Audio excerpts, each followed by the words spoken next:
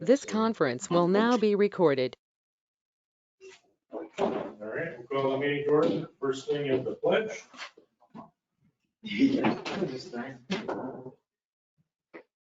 Pledge allegiance to the flag of the United States of America, to the republic for which it stands, one nation, under God, indivisible, with liberty and justice for all.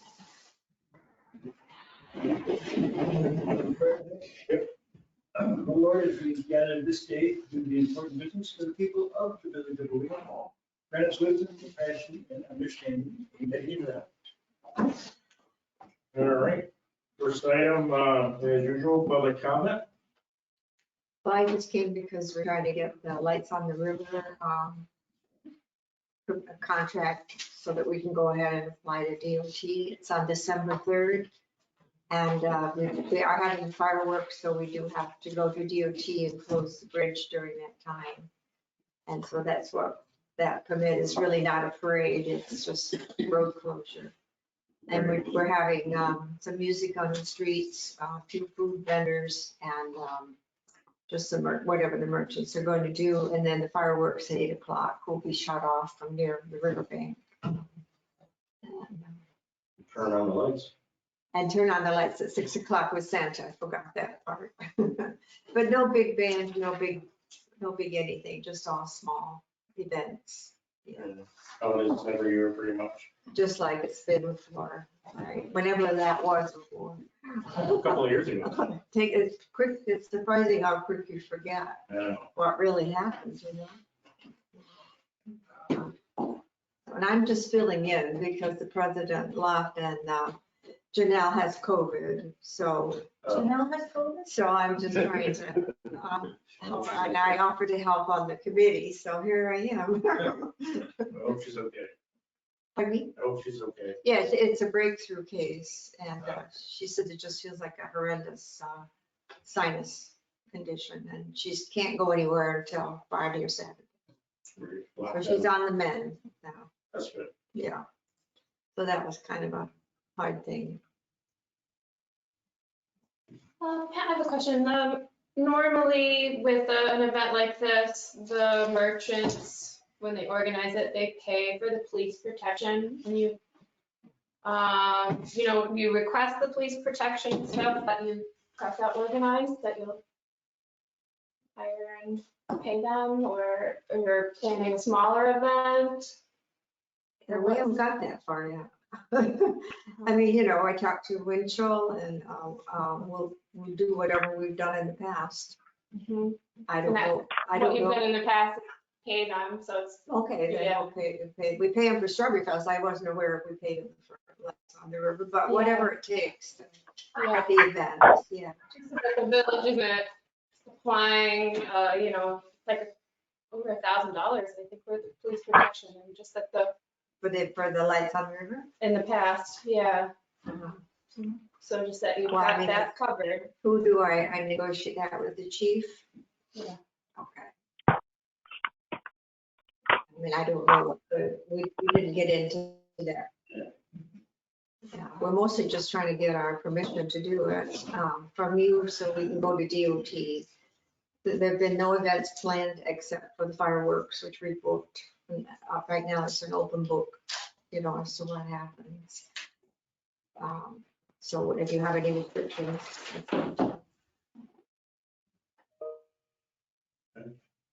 Or Steve. So when you go to DOT, you're going to ask to close front all the way to the church. That's DOT's province. Lake is our own province, church is our own province, whatever we do there. Then you're also going to ask them for permission to close the bridge and Park Street. At the time of the From fireworks. whatever, 7:30 till Whatever they require. 9, whatever. Yeah, And there's something. usually a big fire truck put down there. But that's not the state's concern. I'm only talking about when Okay. you have to go, when you go to the state. That's what- correct. Which things you got to make sure that you ask them to close all these. Yeah, that'll all be written down on the DOT permit. Yeah. Yeah. As far as I know. I'm just trying to remind you of the. Okay, yeah, remind me. Yeah. This next piece isn't really for you. because you're, once again, kind of thrust in here. But we kind of, this is more for our folks, we have kind of decided in the past with the Strawberry Festival and other things that we wanted a better plan of what they're going to do. So that is what we're going to be asking for, I assume, as time goes along. So when someone comes to us with one of these things, all these questions, we kind of want to know all those. It's not, yeah, think about it now, don't want to know. So, but I'm just saying that in general, that was a way we decided to proceed on these kind of festivals. And we are Sometimes- hoping to do Strawberry Festival, we'll come to in January and with a very detailed plan.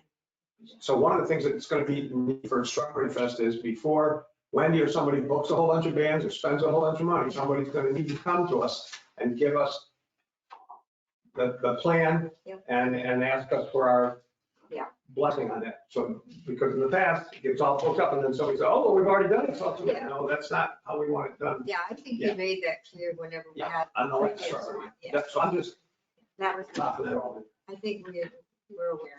Yeah. Thank you. Sorry, I interrupted your public comment.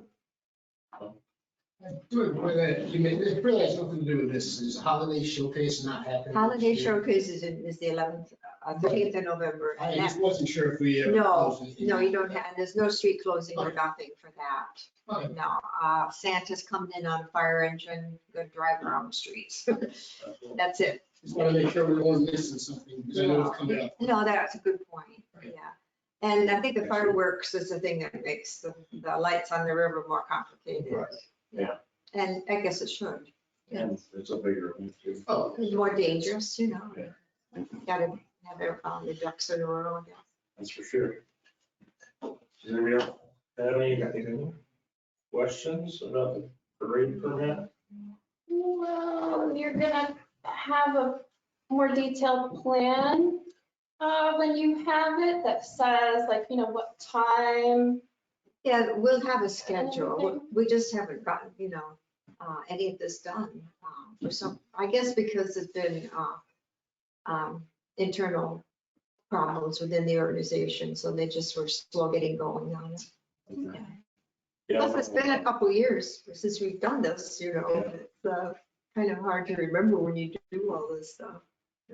Officer Winchell has put together he calls it an incident action plan, but it's He had a really good one. everybody's information and Yeah. what's going on when. He was excellent in Strawberry Fest last time. I'm sure he'll put together a similar Yeah, thing. and I thought he was good to be here. I'm sorry. He was here, he left. Okay, He brought the permit and left. Yeah.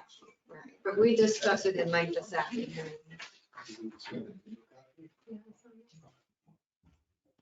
This is one for me. Yeah, and we can drop you by a schedule. I'll get it. Yeah. Okay. Do we want to do something in the middle of public comment? No. Yeah. So, Yeah, hang around too long. so I'm going to make a motion and I'm going to say something first. So I'm going to say it again. I'm going to make the motion to approve this, but I'm planning to not approve these things in the future till we have the information. This one, I'm going to make a motion to approve this event. That mass gathering along we talked about. Yeah, and we should have an event, these are all parade permits. We should have an event permit which lays out a whole bunch of things. Because there's no parade here. Yeah, they But in the just- meantime, I'm going to move that we approve the event/parade permit for the historic marketplace for the lights on the roof. I'll second it. All right. Any discussion about that? Any questions from our guys online, Charles or Ed? No, nothing from me. Okay. No, I'm good with it. Charles, how do you vote? I vote yes. Okay. Ed, you're still on there? How do you vote? Yes. Yep, yes. Laura? Yes. Rusty? Yes. Ron? Yes. What that color one's Fran? Probably. Fran, Hey, Fran. Yes. yes, Okay. I vote yes. And yes for me. You have to change your name so I know who you are. Good. We're not talking to you. Yeah, Brenda will beat you. Man. Yeah, right. Yep, North Myrtle Beach. Oh, no fair. That's what I. All right, so your next step's DOT. Okay, so it is approved. Okay, well, thank you. And I would say work with Officer Winchell. absolutely, yes. We couldn't do it without him. I'll help you through it. Yeah, thank you. That's how you got stuck. Yeah, right. Yeah. So I'll get feel better. Yeah, yeah, she will, I'm sure. Hope so. She better. Yeah, I took on my Yeah, course. okay, fine. Did I leave anything? Age of hybrid Okay, thank you, meetings. guys. Boards everywhere. Public comment? Julie? Yeah, so I wanted to, there were a bunch of emails that went around today regarding the CRS. And so the update is that the elevation certificate you have now, I emailed it to you. Oh, I haven't checked my email today. I emailed it, well, I emailed it to you a while ago, but the elevation certificate for Woodsman is done. I have it in my email, I'm pretty sure I emailed to you. Check, if you don't see it, just shoot me an email Sure. and I'll send it. I think I did. So that is done. I've been in communication with Anthony Panicia from Delta. And the last thing that he said to me is, so the building is out of compliance because the external electrical on the Marvin Park side is too low. But the good thing is that electrical comes from above. So they have to raise that up and he's got to put in flood vents. To the best of my knowledge, that's all that has to be done. I am not the engineer. So that's, that's an educated guess, but it's not.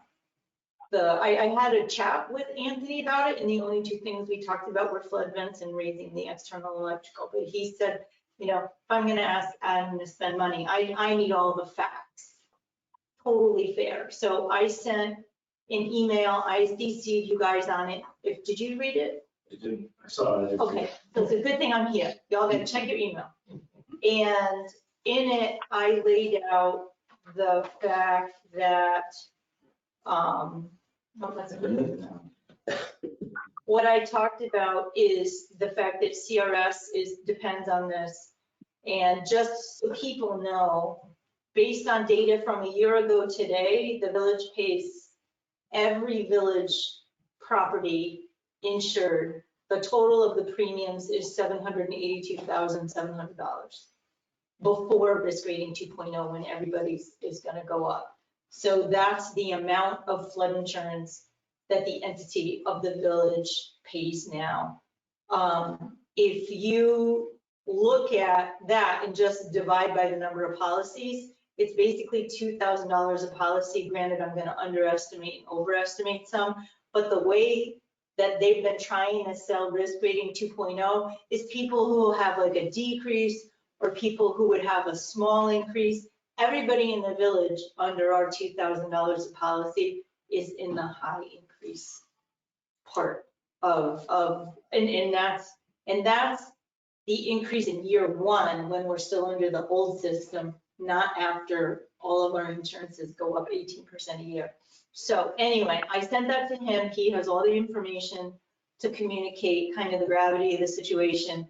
I CC'd Jason Fenn from FEMA, and then Jason wrote back to me today, but he did not CC you guys on it. So I just got this at like noon today.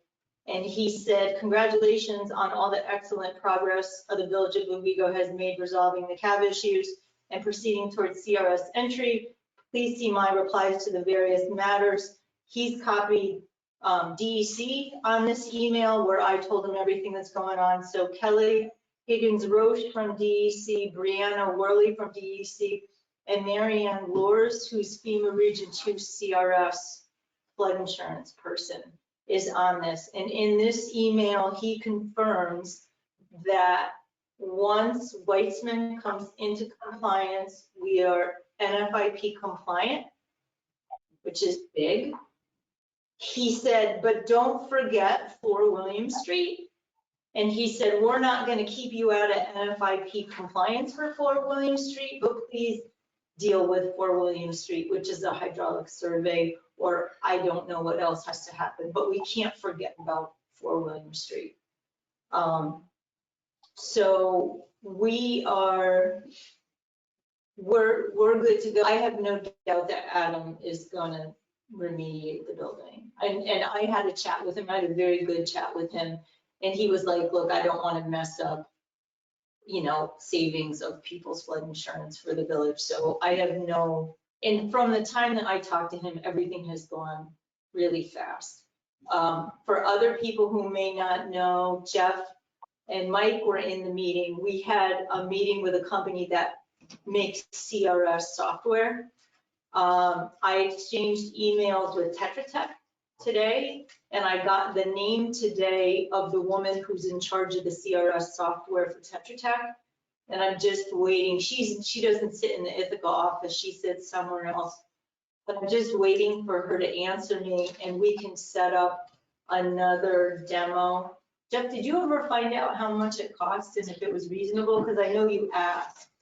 No, he's been out of town, I've been out of the office. So you just Right. crisscross. But we'll at least have a competitive, we'll have 2 quotes. Right. So if we get a Tetra Tech quote and the quote from the other company. And basically, the implication of the last meeting was we'll get 500 points for using the software, assuming we do what it says. So that would get us into the 5%. And I think the software, just my own opinion, is that, the biggest problems with something like this is if there's turnover in a position, all that institutional knowledge goes away, but all that institutional knowledge is going to sit in the database in the software. So I think for continuity of the program, in addition to easing the administrative burden, it's just a really smart thing to invest in. And one thing I was wondering, and I don't know if this would be viable, but if we get in the CRS, the county has flood insurance bills. I don't know if the town owns any buildings in the village. But could we ask the county to help offset the cost, because the county is going to benefit from the reduction in insurance, because God knows what the insurance bill is on the courthouse. Yeah, we're 56 Main Street.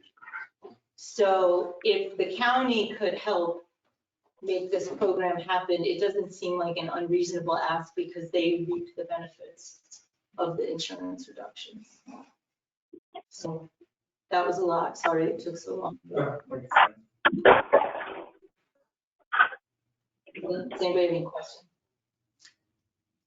I don't really think it's keeping forward, right? When I hear from Tetra Tech, I'll let you guys know. We got to have a comparison at least. Yeah, so we know if the ballpark. In features and price, right? Yeah. Anybody have any questions for Julie? Thank you for the last few years of doing this, and thank you for the last few weeks of doing it. And thank you to, the one thing I think that needs to is Kevin Millard did a lot of this work before I did. So I think the kudos in the minutes need to go to Kevin for all of the work that he did before I jumped into relieving. So. Okay, thanks. Thank you, Julie. Okay. Still on public comment. Yeah. I actually have something today. She's gonna stay for that. Well, for one, I got a lot of complaints from people that there was no public comment in the planning board. That was one thing. The other was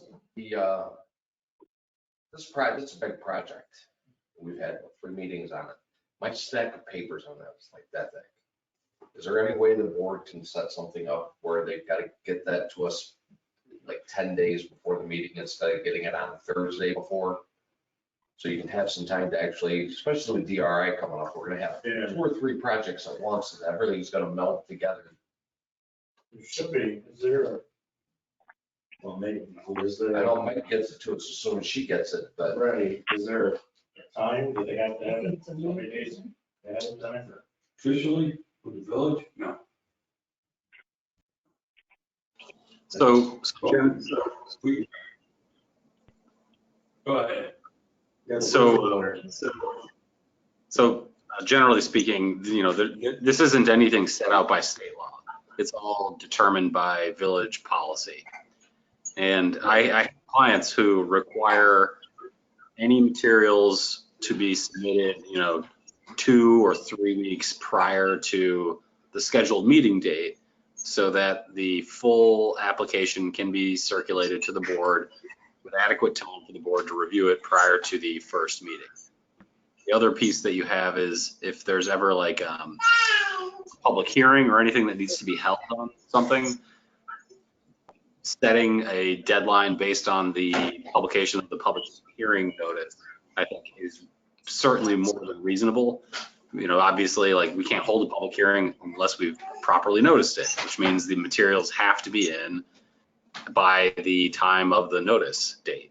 And so if an applicant says to us, oh, hey, I'm going to come and submit something, I need a public hearing on it, but then they don't actually give us the documents until a day or two beforehand. Like to me, that's not reasonable. So I think the suggestion that the village set a set timeline for submission of things is very reasonable. I think you should do it. I think it needs to be put on the website whenever we do it that says, here's the date by when information must be submitted in order for it to be added to the agenda so that everybody knows. And actually, I think that the zoning board itself could set that timeline. This doesn't need to be a village board decision. The zoning board can collectively agree on whatever time frame they're willing to accept materials on. And the planning board, So yeah, same thing with the planning board. Planning board and zoning board, same thing. okay. That's all. Virtual wire took care of it. Yeah, at that, I don't think we're gonna be behind them. at that planning board meeting, it was supposed to open up in the public hearing. So it was good that the chair opened it up by closing the public hearing without opening it up, but yeah. It technically was supposed to be advertised as that public hearing. So after the public hearing is properly noticed for the first meeting, and then the board opens the public hearing for the first meeting. If the board adjourns the hearing to a second meeting, there's no need to re-notice the public hearing as continuance. We don't have to put in the newspaper, for example, that the public hearing is continuing. We have to do it at one time. Maybe that's why the planning board chair didn't realize that it was still open. Because the meeting notice didn't go out.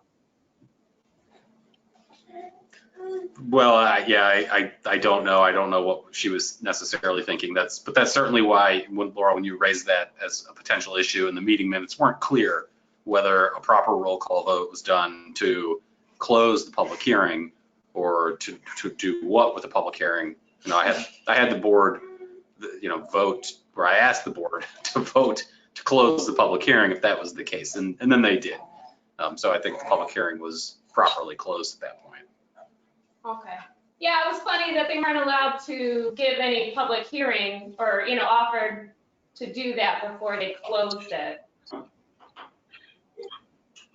Well, a village board can close a public hearing, whether it's the village board, zoning board, or planning board, can close the public hearing at kind of any point once it's been opened and conducted for a period of time.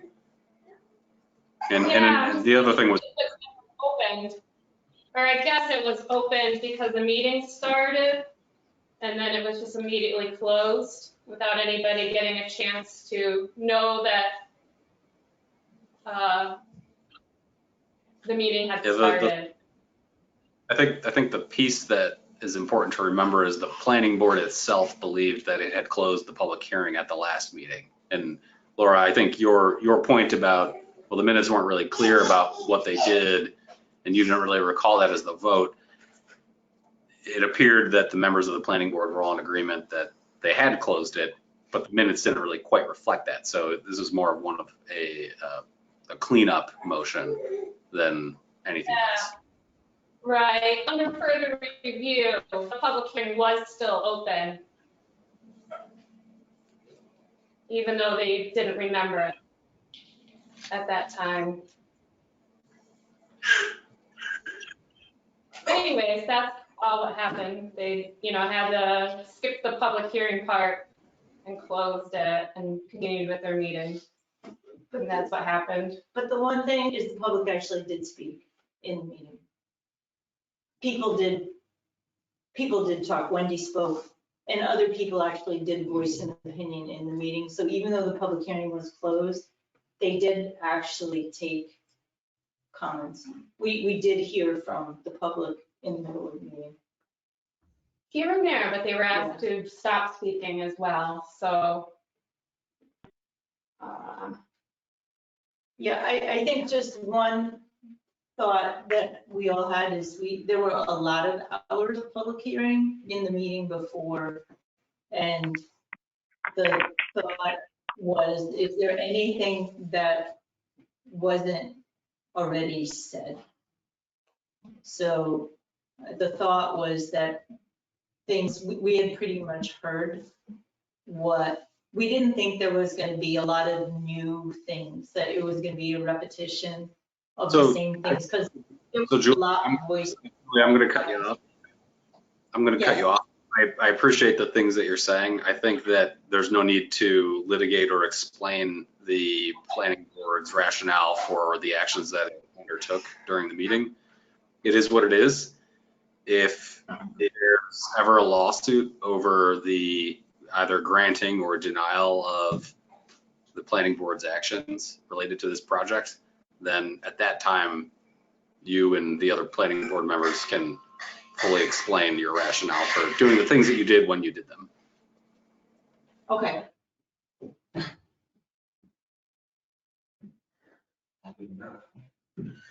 Anything else, Mike? Nope, that was all I had. So working with Nate, we'll Stir the pot a little bit. we'll get something set up there, because I agree with you. I mean, you think it was a stack of stuff with the day of the meeting. Well, yeah, and I don't know about the other planning board members. We got the big stack, first meeting, and we have some more at the next meeting, more at the next meeting. And I go back and review everything before each meeting, not just the new stuff. And that takes some time. That's kind of why you had a month between meetings, was supposedly to do this stuff and then have a couple weeks to look at it. But at least that was the intent, but I don't remember anyway. Okay.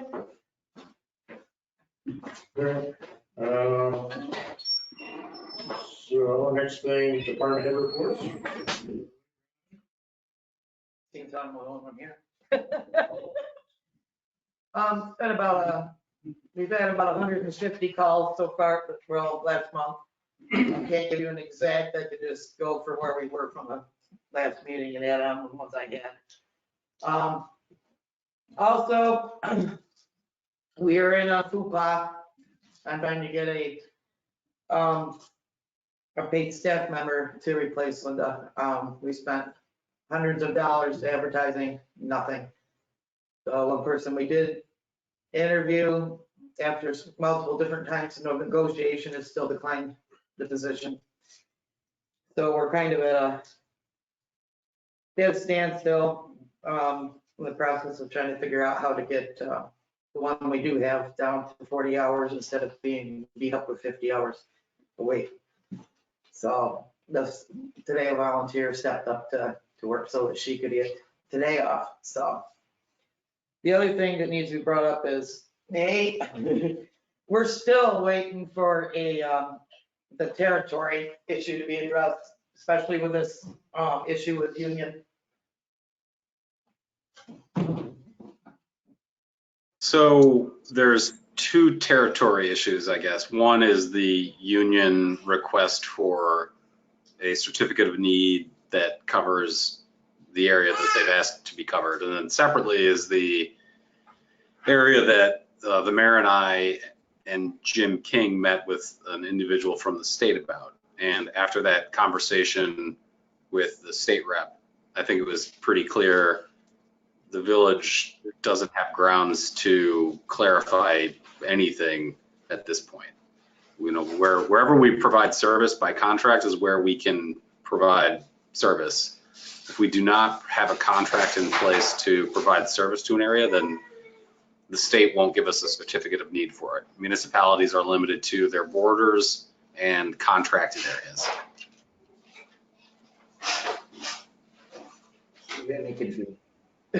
So our territory that we cover right now is the same as the fire district, Fire department, yeah. fire department. So that, yes, I guess. Unless we have a separate contract for ambulance services somewhere, which I'm pretty sure we don't. No. So how can that be documented? It needs to be a documentation of what the area covered by us is. It's the municipal borders plus whatever our contract areas are today as their contract area currently exists. But there has to be documentation. What must be in the contract? It would be in the contract. Okay. Right now, it's really just village. Yeah. And so what about that letter stating that we have no contract with Tiger Center at this time? Yeah, so maybe did I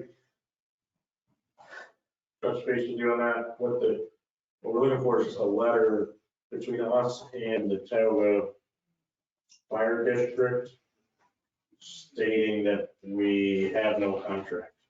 So if we bill people, nobody comes back on us and says, why'd you bill them?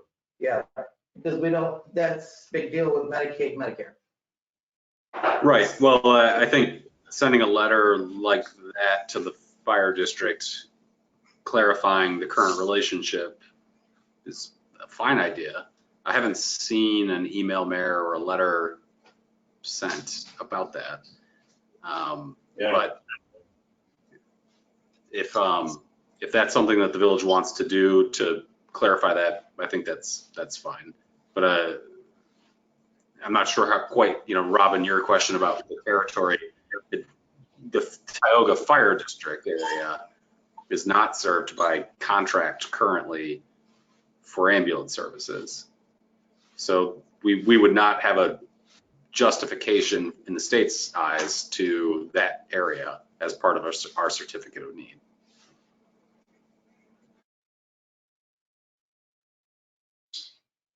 My guy. Yeah.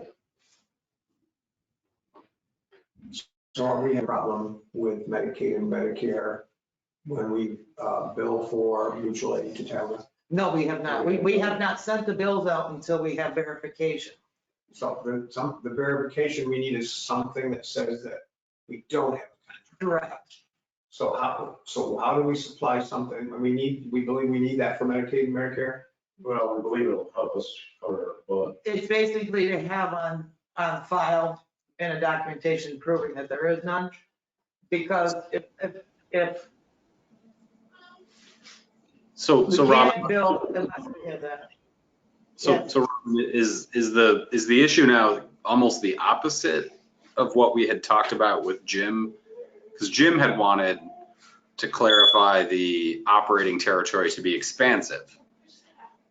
But if what you're saying is we need no contracts or direct authority in an area, then do we need to reduce the geographic territory? Because if sending documentation to Medicare, Medicaid, for example, to prove a nullity that we do not have a contract, and that's, it just doesn't exist.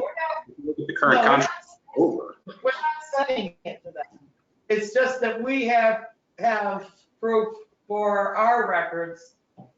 So if anything ever fell back and Medicaid and Medicare said, well, wait a minute, you had a contract, you didn't have the right to bill. So contract The contract was for a 1-year term. It ended. That's it.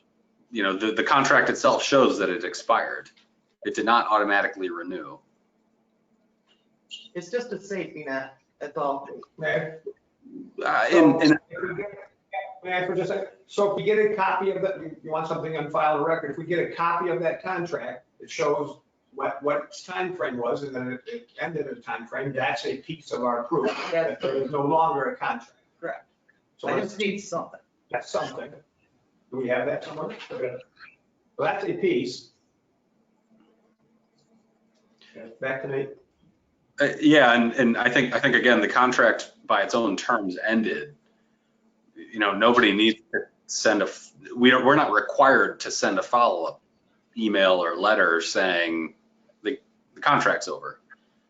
But if we feel that we need to or want to, then I think the village certainly can send a letter that says that.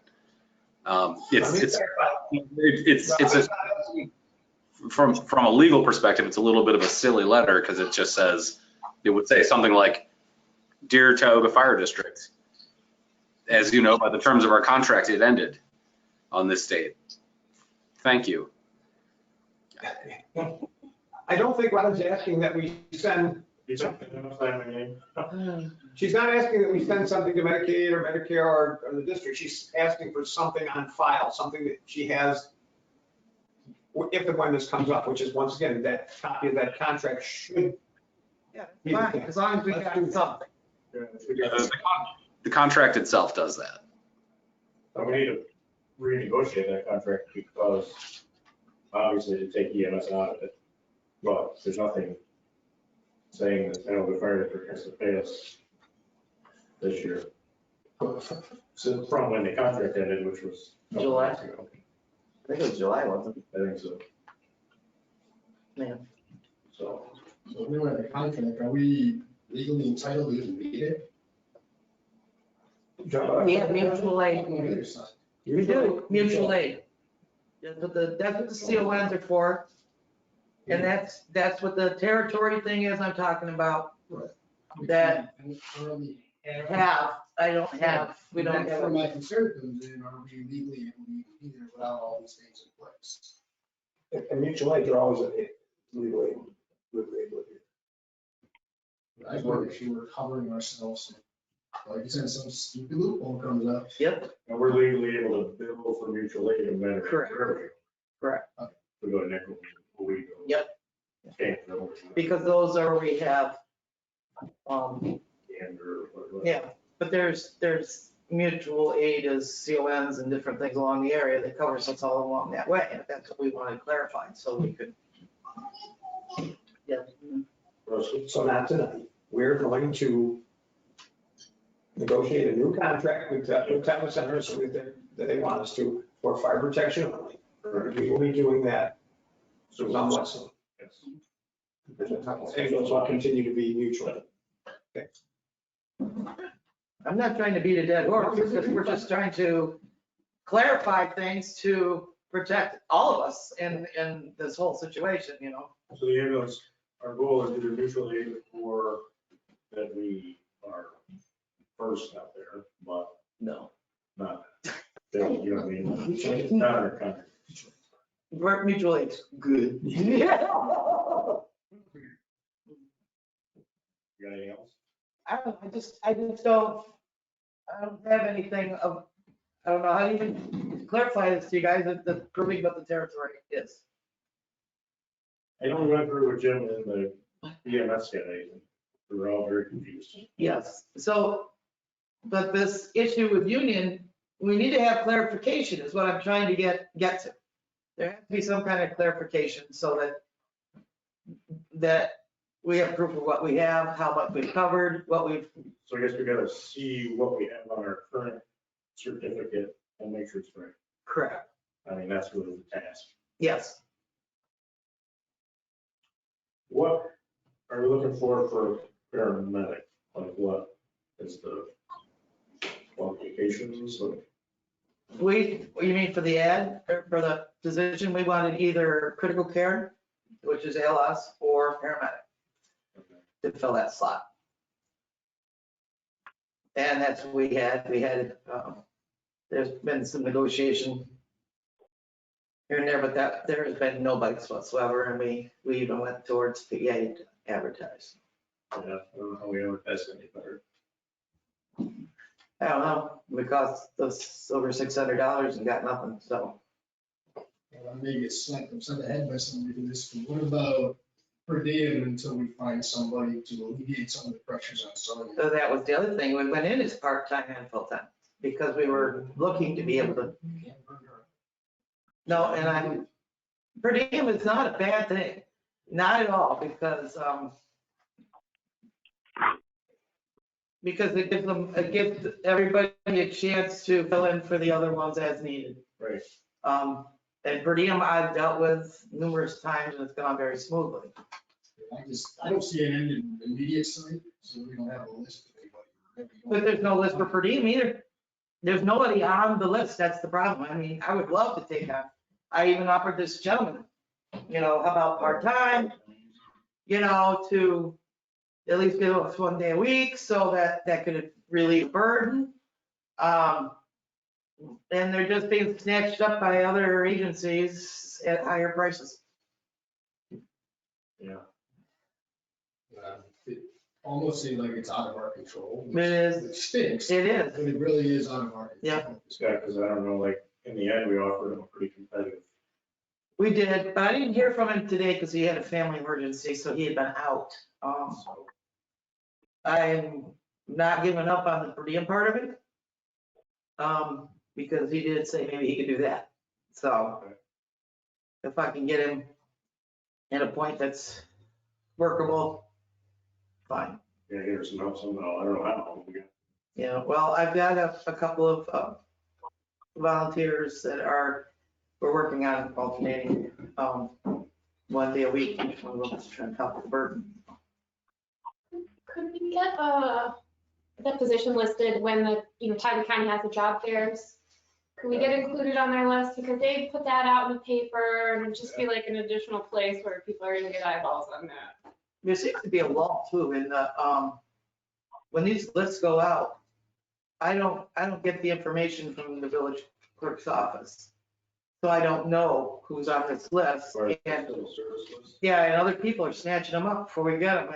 And that's because I'm not seeing the list. And if I can't contact people and I can't ask them, my hands are tied. We have that issue with other departments, I mean, we have to request the list a lot. And all their department is supposed to do that, like the police chief and whatnot. Well, I can keep requesting it, but apparently there's nobody. No real notification, the list comes out, which is weird. Yeah, then I find that bizarre because that should be the opportunity for people to hire people, is knowing there's a list out there. You're saying, great. Anyway. Well, that's all I've got. I've had a death in the family, so I have to go take care of some things, so. So, Robin, I apologize for jumping in just right now, and I understand you need to go, but one of the things that occurs to me, because you're actively trying to hire somebody, I mean, have you talked to Cindy or Kim and Rod about having a mutual three-way conversation with civil service about just about the process so that you can understand and communicate to civil service kind of what you're looking for? I was told by, was it Kim that was taking care of it? That she was the one that handled it, so I've kept my nose out of it. We can set that up, so hopefully stuff with the list, right? Yeah. But they got my hands. So then I would just continue to suggesting following up with Kim about, when is she getting the information from civil service? Where's the delay here? Is it from civil service to Kim? Is it from Kim to you? Yeah, she has to request it. She has to request it, right? And so this is just a process issue, right? Yes. And so it's not anything that necessarily needs to be addressed by the village board. It's helpful for them to know that there's some friction here, but talk to Rod and Kim about what you all can do together to make this a smoother process with civil service. And whether that means like we start ragging on civil service once a week or however, or whatever it looks like, but it's something that you and Rod's office can, I think, work out. Yeah, well, there's no friction that I know of with us. Maybe we can get a letter from anybody. Yeah, Gets on the list, let us know. it's just frustrating, not being able to.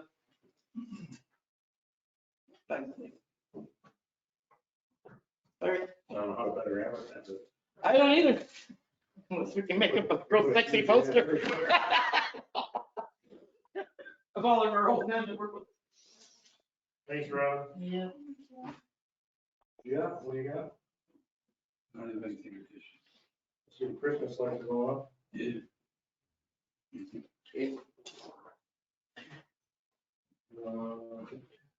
This is a really good question.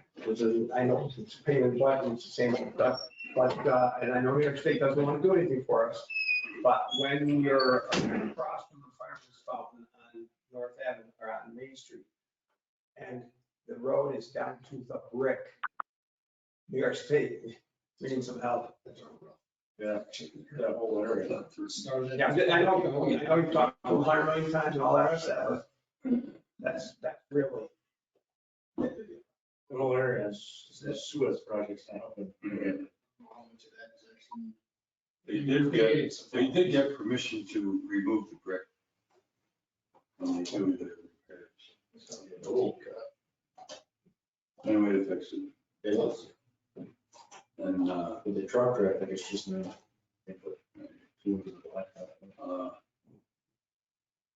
the historic preservation's always been a problem. They wouldn't let you remove the brick even though you can't see it. But I just had a letter in the mail saying that they approved removing the brick when you do the final repair. So when the final repair is gonna happen is what the problem is. In the spring. But I'll talk to Ron at DOT, and I'll talk to Jeff and Suez and see if while they're fixing their patches, they can't just do something there. You guys can fix that one that he first put in next to my store. There's like a awful huge deep hole in there. I think we're waiting to make sure the thing didn't leak. The whole Main Street is, I don't even like going down. It's a great job. I can just go to the park now. Yeah. Whole thing's a mess. Yeah. I try to drive around it. I did notice that one of those fancy green lights, corner of North and Main, must have got hit. The whole globe is gone. Yeah, we had to remove it. Okay. We brought it back. I think you were probably aware of it, but Those are like $600 a piece. I see the They're light all this plastic. But 3D printer, we make our own. yeah, there you go. But I'll see what I can do about road conditions. Those ashes, I don't see what they're gonna. Were you gonna ask him about another thing on the agenda coming up, the uniform building permit fee schedule? And then I was gonna ask you about the bridge, so I know before the bridge is out, which is an electric problem. Right, we're still trying to figure that out. We got the outlets to work, We'll get it fixed. We don't know what problem is the issue. right? I'm trying to get it fixed. There's this thing coming up, lights on the river. Right. Well, Or the lights are over. We can run an extension. there's no place over. I'll, Nobody's been springing by yet. It's very dark. Yeah. And this sounds.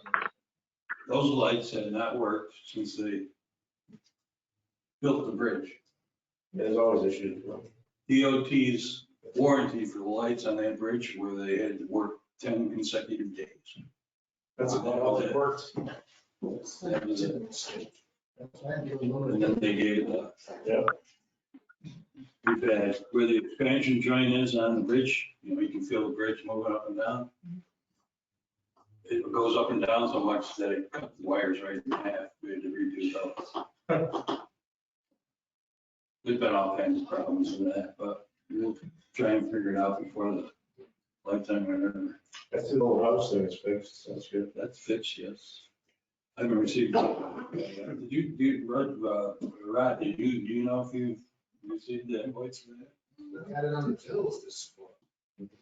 I was gonna ask about them, why are we paying for this? No, but you sure? We got insurance. We got insurance. Sure.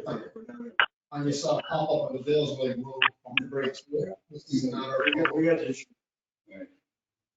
Which was $12,000. 10,785.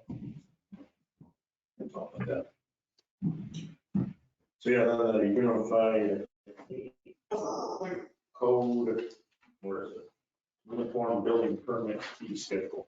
Right. Did you look at it? Yeah, there's a bunch of things that, The question is, do we want to adopt this, or do we want to, put the next meeting and next meeting, ask about it, or? because some of,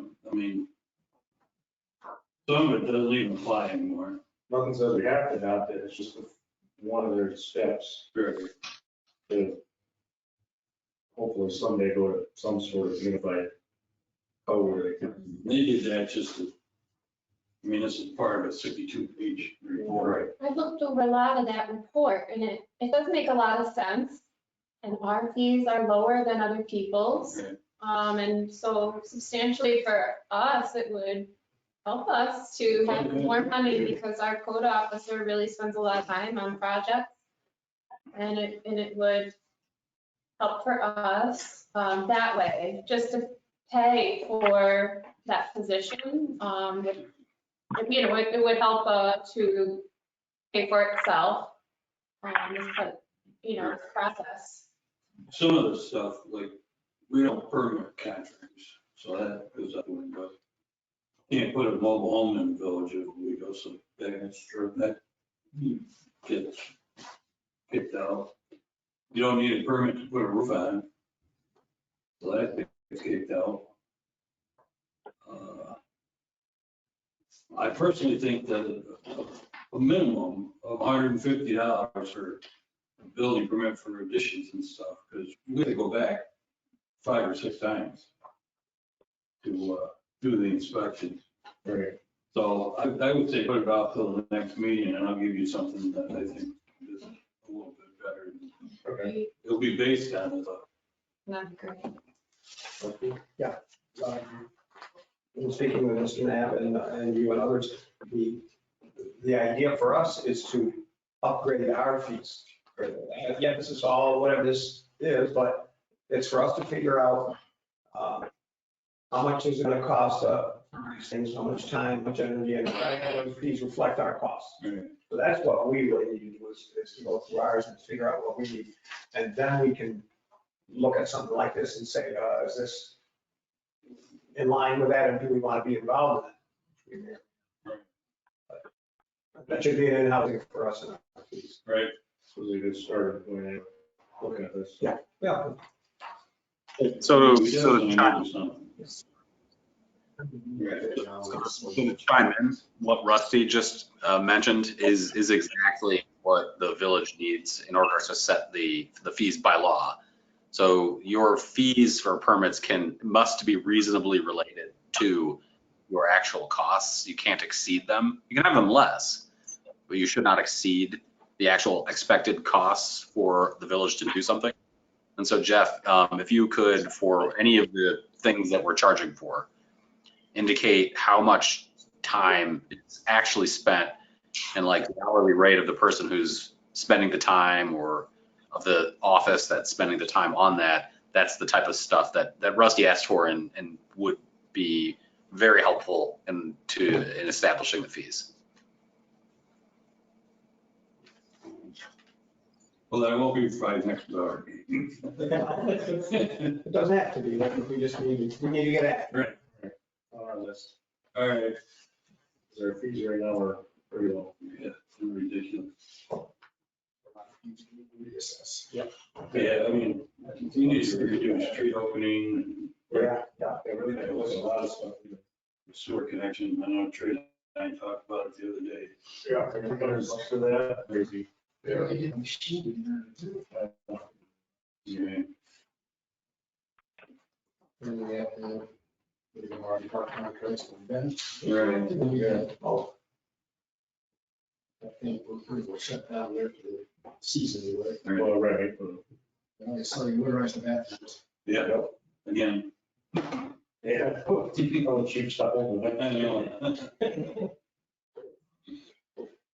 There, anything else? Not from me at this point. Ron and Tracy? Green Street is pretty much done. I said it was a minor hiccup there. We get a letter from a resident complaining about the contractor tearing out a bush or tree or something of that sort. Great. He told me that Hunt has already gotten in touch with Chicago, which is the contractor, and he told them to make it right before it gets any bigger. So just in case you see anything, that's what that's about. Bring the bush back or something? Right. Because apparently it's not on her right away, it's on her property, and also he just gave me a heads up about that. Great. Other than that, everything's. Got a large bumps on the street, so.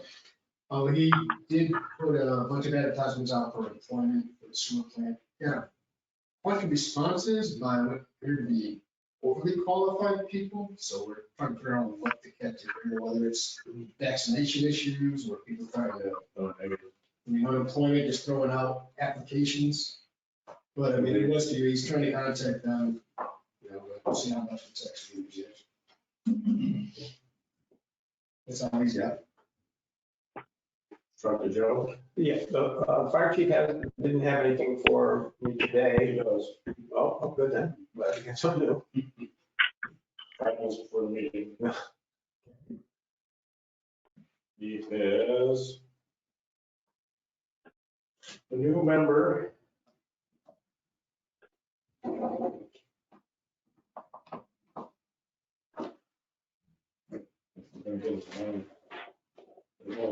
Last name is P-Mac.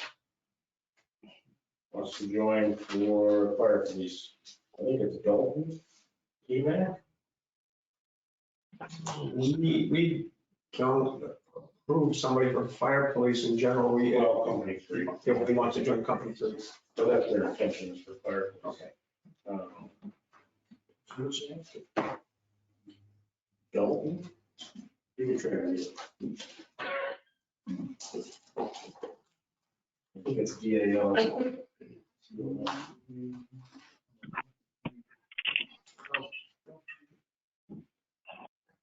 I live in Berkshire, but work in the village 40 hours a week, so. Did you get the last name, Brad? It's K-E-M-A-R, Kmart, or D-Mart, or just Kmart. We should probably know his name. Spelling is not important. Let's see.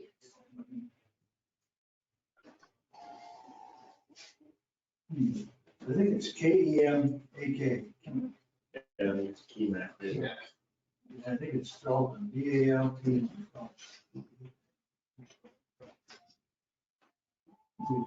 Dalton Keymac, has been approved by the fire board and company threes for membership. Correct. So I'm going to move that we accept a name, as we believe the person to be Dalton Keymac, but we will correct the exact spelling of the name as in the future here to company threes. I think that's like. I'll second. 3 weeks ahead of time. Ed, any discussion on? Yeah. Yeah, lives in Berkshire, works in the village, so. Interested in helping us fire police. Shall we go? Charles. Waiting, Charles. Laura, Yes. Rusty, Yes. Ed, you still there? Yes. Yes. Charles. Fran, you still there? Yes, I vote yes. Yes. Yes. Did you catch it? All right, that everything Jimmy had to do? That's all you had. So the fire chief, or the police chief has nothing except I was interested to know from Nate, did we get that last piece of signed document or whatever into the state for that $72,000 grant? Yes, we got the email today that said, here's all your stuff, submit your expenses. So what? Submit your expenses, like for reimbursement. For that 72, so we got it, all right, so we got it. They're gonna give it to us now, all we gotta do is spend it and submit. Thank you. Thanks, Nate. We got that today. I have a question, something I saw on the finances. We made a purchase at Lock and Load for like a Crossfire or something. Is that a gun for the police or anybody know? I gotta remember what it is. I know the fire chief bought something there. Okay, yeah, it was like a $300 something. Probably wasn't a gun at that price, right? No, it's let's see.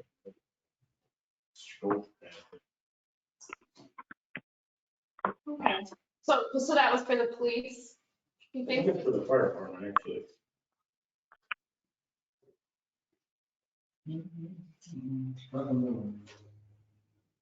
Because he showed me the thing. I think it's for the fire department.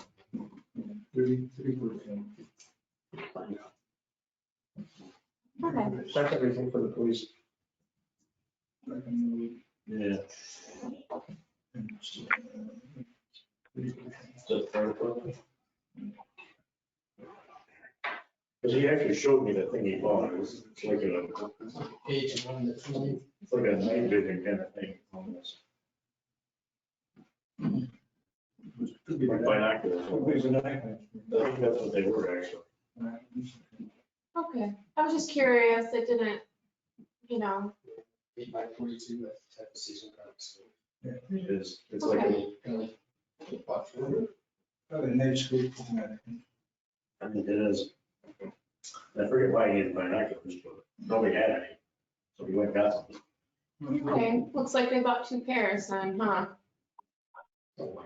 Okay, I was just wondering, it was, you know, an off purchase that didn't look normal. Right, I can load that. Yeah. Yeah, I know he told me that whatever it was. It was pretty neat.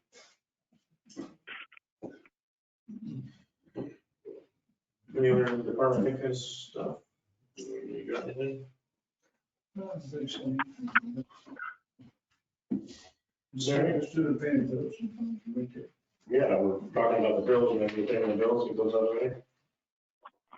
Anybody have any questions besides the locking move?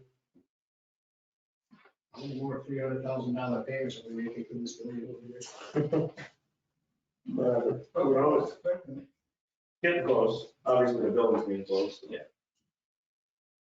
As usual, Mayor, and you looked at these and you're usually satisfied that these are correct and. You can have this, Approve the payment of the bills. Motion to approve the payment of the bills. My second. all right, any other questions? Yours, are you vote? Yes, I vote yes. Laura? Yes. Yes. Is that me? Yes. Ron? Yes. Brad? Yes. And yes. Did you get Charles? Yeah. Did you say that? We did. I don't have a piece of paper with that.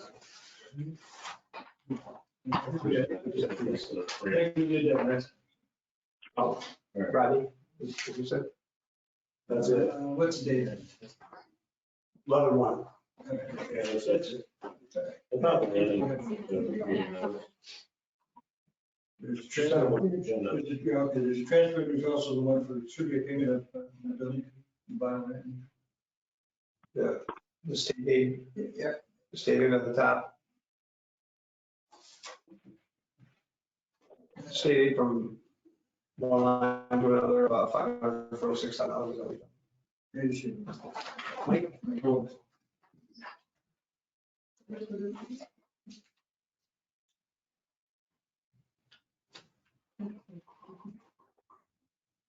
Yeah, that's part of the payment of the new building, yeah.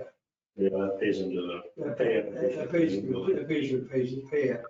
And the rest, most of the EMS, one of those super. So is that both things on our agenda, the pay app and the transfer are both there? No, the pay up is separate, because that moves the money from the place to pay. So, move that we, do the transfers as, level transfer sheet as presented. I second. Any questions about that? We'll run them quick. Charles? Yes, I vote yes. Laura? Yes. Rusty? Yes. Ted? Yes. Ron? Yes. Fran? Yes. And yes. All right, so took care of payment bills and transfers. Do I do the pay up to the new building since we just did transfers?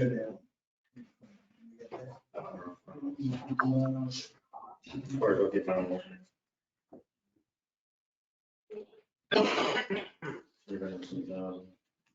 You have that other one there, Russell? I don't think I have that one yet.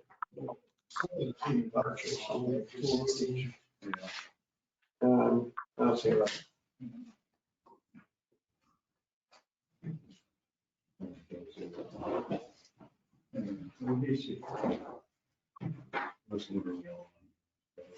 Yeah, right.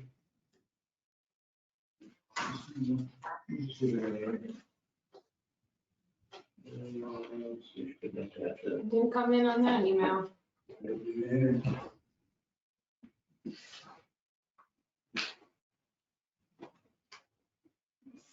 I didn't see it come in.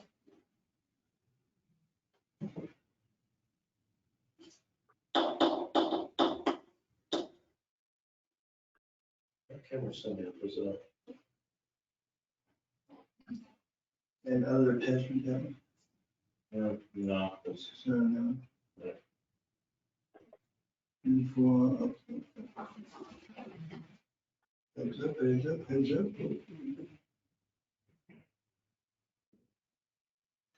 I don't know, maybe we don't have it. Yeah, it's-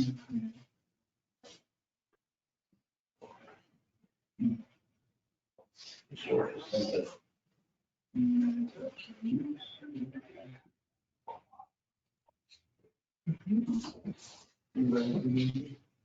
It was just here now. And we benchmarking and.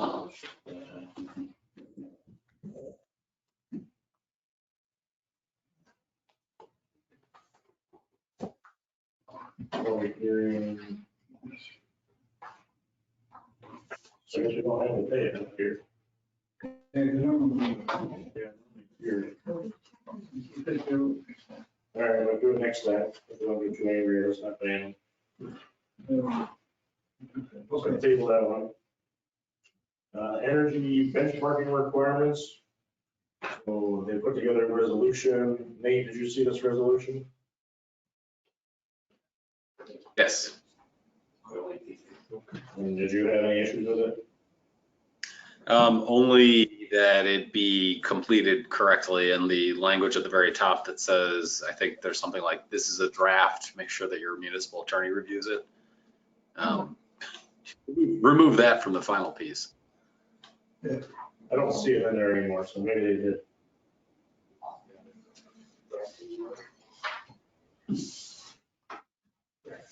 That's what it says on the top of my email from the resolution. Oh. I don't see it on the printer. I'm sure Cindy or Kim probably updated it. Yeah.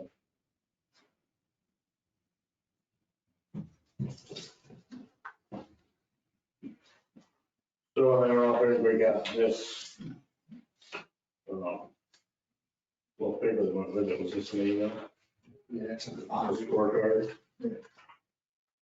Which would show that if we, those are before this actually. We got 24 points. I do see the drafting note that needs to be removed on the email. Yeah, I don't see it. I think they're. Okay. It looked pretty standard, you know, we're just checking out how much energy we're using and reporting it Yep. so that we can get our points. And when our cooperative extension is gonna help us do it, so. Pretty As far as doing the cool. work. And this will get us either, we're either at the $5,000 range or the $10,000. We're going to send us a check. Right, so we've already got 2,400 points. This will be, I forget how many more points. Yeah, we're close. We're already one of the regional leaders. We're train centers in the seat of time. Then we gotta put up electrical charging stations and get extra. That was more points. So we could have, yeah. I see a lot of banking and something like that. That's good, yeah. 10,000. You should. Yeah, so you can get, I can afford a Tesla, I'd be glad to. you can get kickbacks and, not kickbacks, but you can get grants to put them in. and whatnot. Our scorecard shows that we're like seconds in our The region region, for doing good energy things. And what we did was we put in all those LED street lights. It really brightened up the village and saved our energy costs. And then the other thing we did was back a few years ago, we entered into the CCA agreement where we got lowered energy costs by getting a big block of people to, demand that price. And then that went out. But anyways, we got good credit for that, for those two things. all we do is show them on contract and how many streetlights we put in. And we gotta change all the lighting in all the buildings. Right. Now, you do have to understand statistics. We are second, but everyone else was tied for first. Well, so still, we'll take it. That's right. No, it's a good program. I mean, it's. We just need a motion to accept this as presented. Yeah. Paper without the. Without, Drafting. right, you could put that in. motion. Then move that we accept this resolution as presented without the, Right, without the drafting notice, assuming it is like that. right. I second. Any discussion about that? This is the program they can't present. Points get us, I don't want to say free money, but money to do. Things to get more points, to get more money to do more things. I don't know. Heck of a conundrum. Charles? Still there? See. Yes, I'm still, yeah, I vote yes. Laura? Yes. Rusty? Yes. David? Yes. Yes. Yes. Graham? Yes. And yes. Let's see. All right, so we got a couple. Especially the cannabis local law, that should be a pretty easy one. So I know we scheduled a public hearing for our next meeting on the cannabis local law. Between last meeting and this meeting, I talked to the mayor of Waverly. And he had a pretty decent idea to split the local law into two local laws and separate the sale. So opting out of the sale of cannabis and separate opting out of the on-site consumption or lounge or whatever, bar, whatever they want to call it, into two different parts. So that people kind of had a choice of maybe one or the other. Yeah, the logic behind that is if a referendum comes up and it ends up on the ballot, like say we pass to opt out and it ends up on the ballot as a referendum, the people then could decide if they only want one part of it or both parts, or it's just more, gives more options. I don't know, did I Nate, is that doable with how we've done it?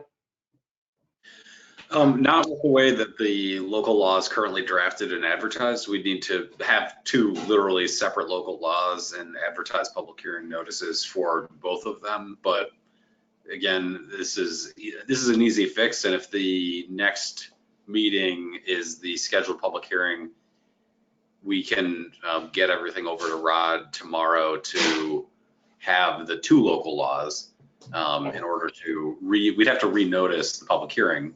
But I think we've got the time to do that. I guess, what do you guys think about that? Rusty? I think that that's exactly what we should do.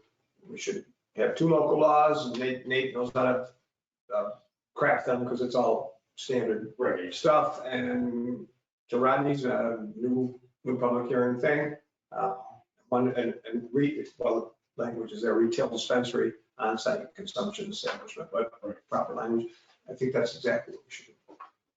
A lot of cities and counties are doing that. Right. Yeah, that's logical. Certain issues with the testing procedures for marijuana for if there's no consumption. That's technically one less thing. Right. Do you understand? The state stopped testing for marijuana now. That's exactly my point, is that there's no standardized testing right now that's reliable, so on-site consumption is why a lot of municipalities are opting out of the side of it for the time being. It is just good business for us to do it in two separate places. I think it just gives people more option. If they're gonna have to opt out and they have a referendum, it gives them more options of what. It's a referendum. Maybe 3/4 of the village want us to sell it and don't want to have it. But yeah. Maybe both. However it works. Maybe not. You guys online, what do you think? General living? Brian, at least makes confusing for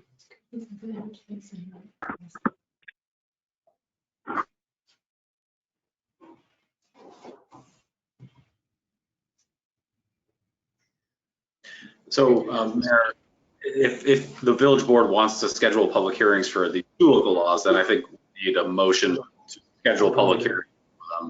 And then a motion to also cancel the currently scheduled public hearing on. Okay. And that is the motion I'm going to make, is that we, shall we do it in one motion or two motions? No, I'll make one motion, that we cancel the public hearing for the law that we proposed last week. Make that motion now. I second that motion.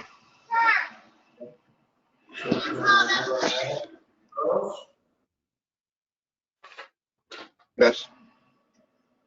Laura, Yes. Rusty. Yes. Ed, Yes. Ron, Yes. Frank, Yes.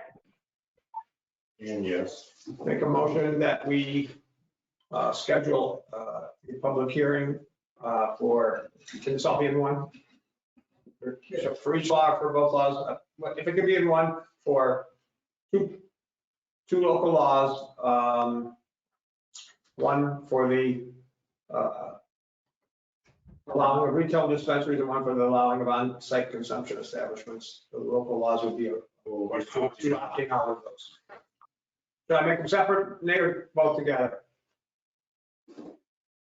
I think together is fine. Okay, and that's the, 7 o'clock on the 15th. yes, No. Rodney says no, but that's yes. You want to do November? Yes, correct. 17, 2 weeks from the next. Meeting anyway. Can we get that in the paper? Nate can send it over first thing. Nate, it's got to be over there first thing tomorrow, get it in the courier by tomorrow. Oh yeah, the courier. Okay, I guess that's the big question, is the courier's publication schedule. If you get it to Rodney in the morning, you can be there before noon tomorrow. The notice of public hearings, Rod, you need it by noon tomorrow? Okay. Okay. Thanks. I need that motion, somebody second. Who is? Did somebody second? Brian. Yeah, Ron, seconded. Proceed. Any discussion about that? We'll have 2 public hearings next meeting about that, about each law. Charles? I vote yes. Laura? No, Rusty? Yes.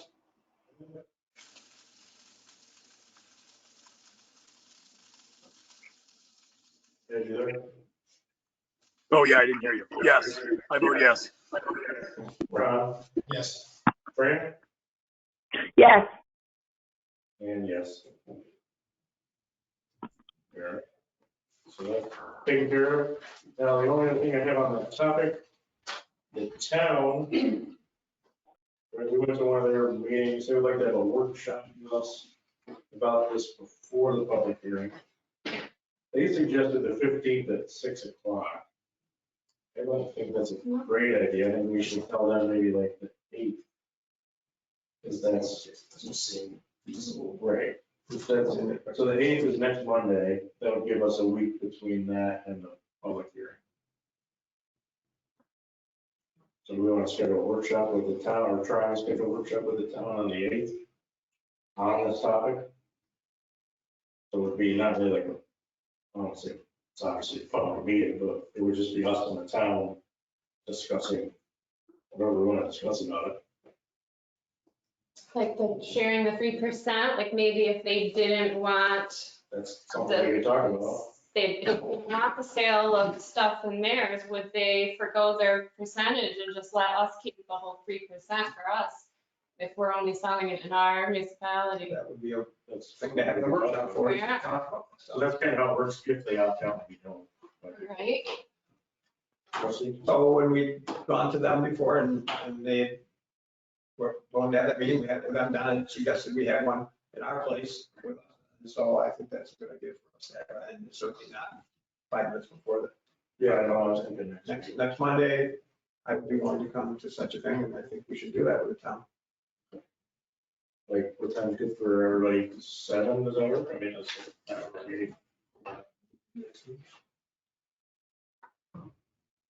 We have another meeting at the same time, but I'll do it anyway. Okay. Is there any other, I mean, do you need a different time? Does it help if we do it at 6 or? I'll send a proxy to my other meeting. That'll be okay. Do you guys online have any comments, objections to that? Oh, I gotta obviously go back to Don.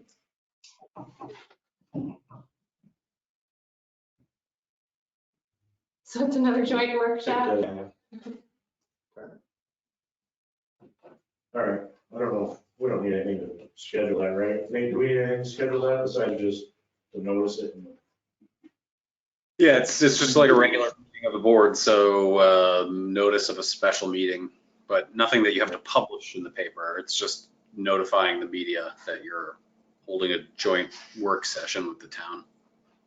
Okay. Another thing to talk to the courier about tomorrow, Rodney. Yeah. Well, no, does he want any courier? You said it had to be notice, some kind of notice. You want any courier or no? No, you don't have to publish a notice of meeting. You just have to notify. So like, if you just tell them we're having a joint work session, they can do with it what they want. Compare that to the public hearing notice, which is we have to actually publish that. We'll put it on the website. Right. And they'll put it on their website. Oh, so that's one, Don's meeting, the town's meeting is tomorrow, so you want us to figure out what we want them to think about. That's Monday, November 8th, 7 PM here at 20 Elm Street. Correct, yeah. Okay. And that'll just be a workshop, so it won't be like a public hearing or participation. Obviously, it'd be open to the public, but not really public participation. Public's allowed, we're not taking public comment. Correct, yeah. Just be us and the town board chatting about stuff like the 3% or questions about the laws or whatever. All right, so my homework's done there. Should we do planning and zoning residency requirements? Maybe make it update us on this one. So I think long story short, the village board needs to decide, and I would recommend pass a local law if you choose to allow non-residents of the village who reside within the county to serve on the zoning and planning boards. There's a reason for that, which if we have an attorney-client session, I can discuss more in depth with you. I'm not quite sure how to pull that off. I guess I could go in a back room and you could follow us, but then we're gonna miss Charles and Fran. Well, after, I mean, if we, yeah, I don't know if there's a good way to do it the conference call, but long story short, I think that there's a need for that. At least as yeah. We struggle to get people on the boards. This would give, obviously, our board has to vet the people that go on those boards. This would give an opportunity for people that have a stake in the village, but don't necessarily live in the village, to have some sort of say or something. Can I ask a question, Nate? I don't think this will be out of line, Nate. So what is the situation now? If we don't have a local law that allows folks from another, from outside the village, at this time, is that not doable? What's the law say? Say that again. I'm not sure I quite followed the question.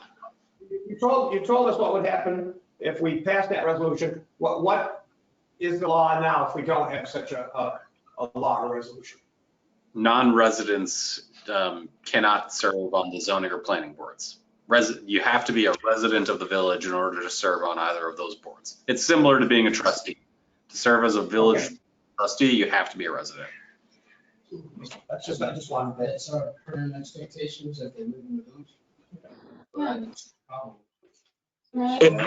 And Nate, is that in the code? No, it's under state law. Zoning and planning board members are. Okay, so we must have a local law to do this, or would a resolution do the trick? So village law, I think it's 3-313. I might have that number wrong. Says that the village board has authority to allow appointed officers of the village to have residency outside of the village so long as it's within the county. State law doesn't state specifically whether that authorization needs to be by resolution or local law. And so many others of my clients have done this by local law. I would recommend you do it by local law because then it's very, very clear where the authority for this lies. You just look right in your code. And that's the more conservative approach to it. If you passed it by resolution, I can't tell you with certainty that that's 100% proper. And so because of that doubt, I would recommend the local law. But why would we bind future boards to this decision when there's no need to? Circumstances change all the time. Why would we bind a future board to a local law rather than just passing a resolution?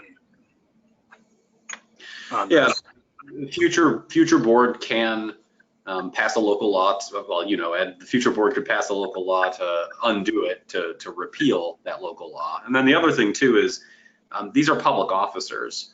And so as soon as a person is appointed to a term on the zoning or planning board, they have an entitlement to that term of office for the period which applies. So that is for the zoning and planning boards, I think 5 years. And so if you passed a resolution authorizing non-residents to serve, and then the next board passes a resolution otherwise, that resolution wouldn't even take effect until the expiration of the non-resident's current term. And so there's a lot that gets kind of lost in the process if we don't do a local law. It's not as, a resolution doesn't provide the ease that you might otherwise expect with this, with public officers like that.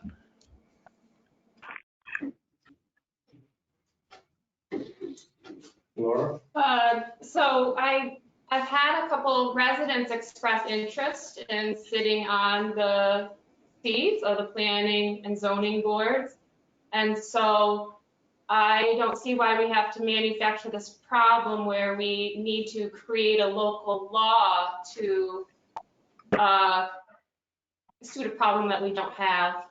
When we can appoint someone who, fills the position within the law, a area resident who lives in the village, who is going to make decisions that are based on our residents' interests. Somebody who lives here, works here, pays their taxes, is what that position is made for people.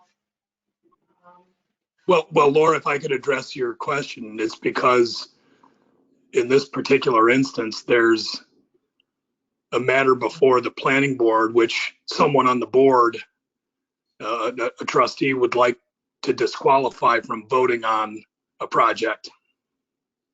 Well, the person moved out of town and they failed to notify the board that they are no longer suited to serve on it. No, that's not true. That's not true because the board that I served on in 2016 or 2017 voted to extend her term. Even you knew that she moved out of town and at that time didn't make a resolution to allow the service? Is that what you're saying, Ed? That's right. So I would ask the attorney why his predecessor didn't notify us of this flaw when that happened. So we're not asked to review any individual's qualifications as a public officer at the time that the board makes an appointment.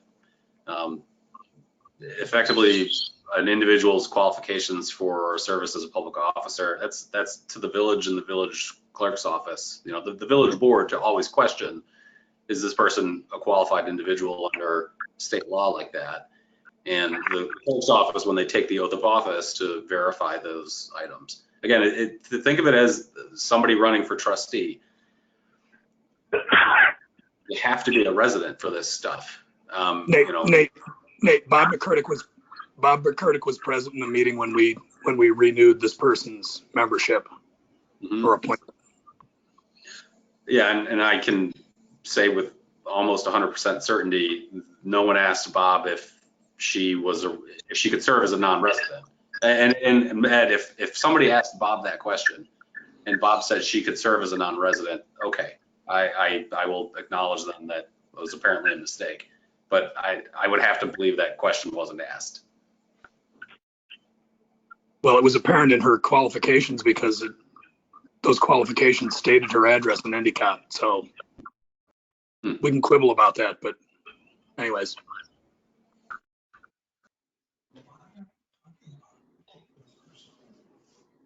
We have this issue on both boards, right? Non-residents on both and zoning board.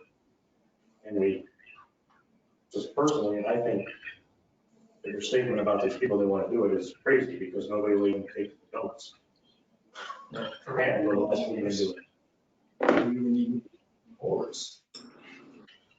Yeah, and the appointee in question was a longtime resident of Owego and a graduate of OFA and spent her entire life in this area. So I understand that there's a member of the Board of Trustees who would like to disqualify her for NIMBY reasons. And so we are where we are.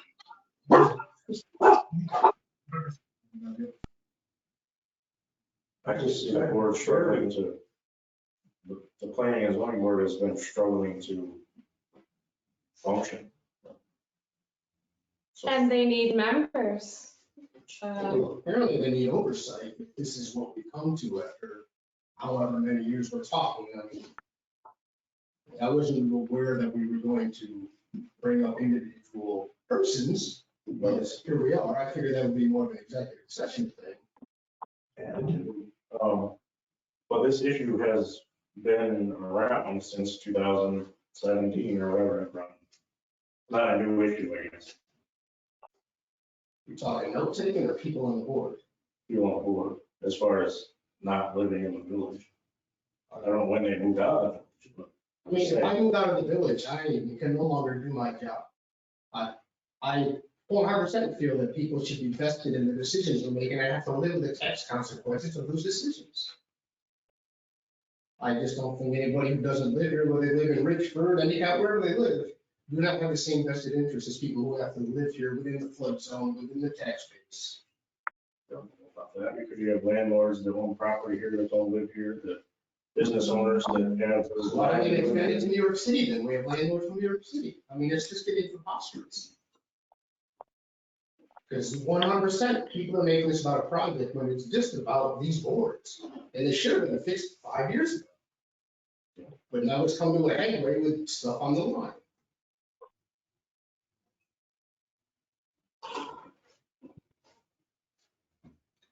I see no need to create a local law when we can just appoint a village resident to the position. To any position. We don't need to change the law to accommodate for outsiders to make our decisions in the village. So discussion, we'll just talk about whether we want to have a public hearing on local law instead or not. Because this issue came up, so.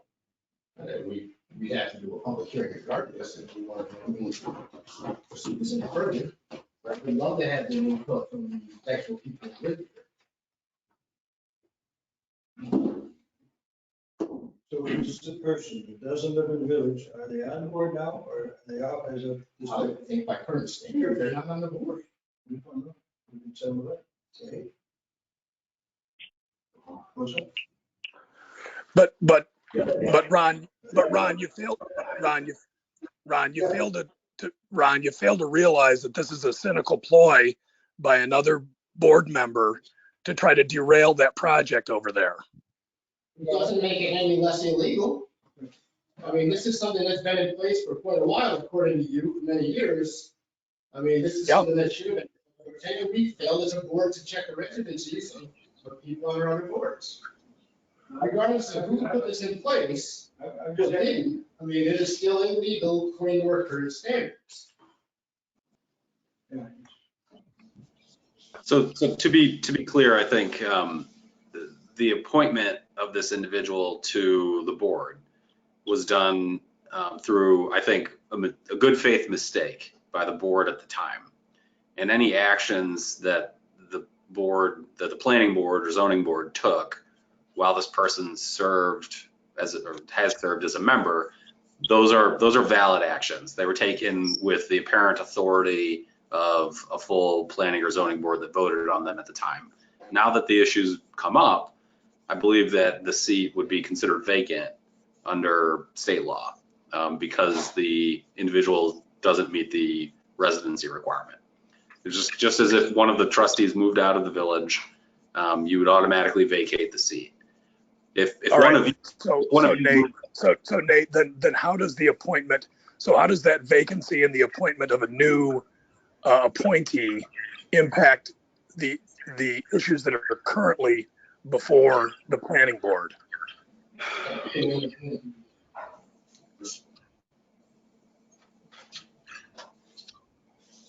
My understanding of state law, the last time I had to look at something like this, and it was for a town, not specifically a village, but there's very little case notes on villages for this.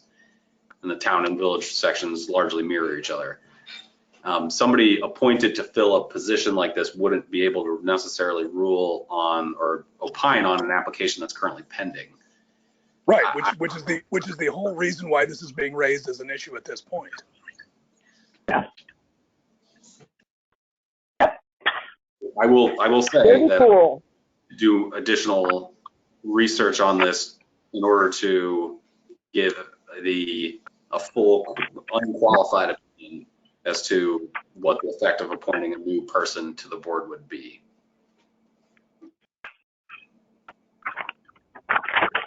And I will also note that just as a reminder to everybody, when a vacancy in the board occurs, the mayor appoints it, but I believe it's subject in your specific instance to the village board's approval of that appointment. That's how your code reads. A vacancy on the board under ordinary circumstances in any other village that doesn't have a specific local law on it would allow the mayor to fill the appointment for the remainder of the term, I believe. So your local law, your code says that vacancies are filled in the same manner as appointments to the full term. So the village board ultimately approves any vacancy appointments.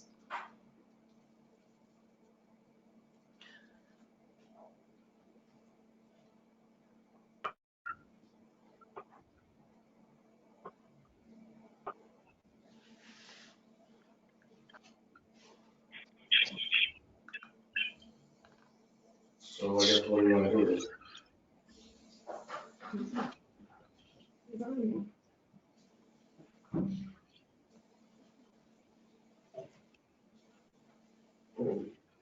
If somebody moves to public hearing, I mean, I'm not gonna do it, I'm with some emergency, but I mean, I would love to have that percent.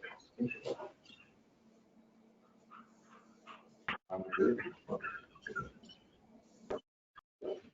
And that doesn't tie us into a year, and it doesn't give us a consensus, which I wholeheartedly believe you decide It's been an issue that we didn't know about for 5 years. Well, and it would be a good chance for us to improve our PR as a village to get people engaged in village matters. Right. Because I believe there's a whole hotbed of people who are qualified and intelligent enough to sit on these boards. Yeah. Mike, Hey, Fran. what is the balance of this person's term? That I'm not sure of. It's probably close. If the problem was 2017. Maybe a year. But like Nate's Jeff's looking it up right now. I'm gonna get about a year. when she's moving, they take the position. Again, are we talking about policy or a particular instance? We're talking about policy that will affect this. That and this kind of. And there is this issue on both boards. The other person moved a lot farther than the guy. That's, I don't really want to talk about that. So it's not talking about this. Well, I'm just kind of saying, the last board should be doing an annual review. It's something that we should. I think we should. I mean, it would make sense as a board to be responsible to these things that require that we have currently access to. Right. Our annual review is at our annual meeting. Right, but I don't think we're really diligent about actually looking into some of these. But apparently we need to be more. We have to have our job. It's the reality of it. Yeah. It's a learning here. I've been learning for almost 4 years now. Same here. Still learning. Same here. I mean, obviously, there's people, it's not just one person. We're on each one of these boards, and like Laura, you're the trustee there, and I'm the mayor, so we probably should have been looking at these about this 4 years ago. I want to say this, I want to tell you stuff, but I want to say it here. I have been bringing it up at meetings for a long time now about people, the spaces open on the board and getting them filled. And we definitely talked about people who moved out of town some time ago and filling those seats. So it's not a new problem now. Have we ever went and checked it and made sure people were living where they were when they got appointed, I guess? Besides, obviously, people living. I did remind you that that information was removed from the village website, so it's hard to know. So it's my fault, I'll take it. I'll make you carry one. I'm used to it. When is the current? Public session. Next appointment for this individual's It's 2023. I thought it would be like a year or two. Doesn't give what month on that particular. I think it's the annual meeting, also. Yeah, I think you're right. For 2023. That was Brian's question. I guess my question is, do we want Nate to draft a local law so that we can have a public hearing on this topic? But maybe we're voting to pass it. Means we're voting to hear what the public thinks. I think we do. So we want to make that motion now? I'll make that motion. I'll second it. What is the motion? To draft a local law to allow residents of Tioga County to serve on the planning and zoning board, not just the village.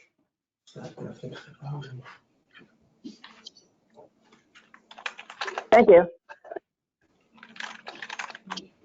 And would you want to schedule that public hearing for next meeting?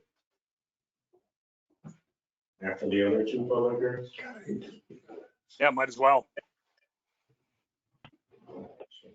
It's going to be a long meeting. Yeah. The beginning of the meeting. Maybe 7:15, I don't know. Rusty? I have spoken on this type of matter numerous times in the past, at these village board meetings for numbers of years. It is not good policy to make local laws that you don't believe in or intend to have happen so that you can chatter about them. If you want to make a local law because that's what you think should happen, that's what you want, then that's good policy. But I've watched various boards of the years make local laws that they had no intention of just to do this kind of process. Do not believe that that is, once again, I speak in generalities, don't speak in a specific thing. Do not think that that's good policy. Shall we, any other discussion about the setting of the public hearing? Shall we vote? Charles? Yeah, I vote for a public hearing. Laura? No. Rusty? No. Is that me? That's you, yeah. Yes. Rob? No. Fran? Yes. And yes.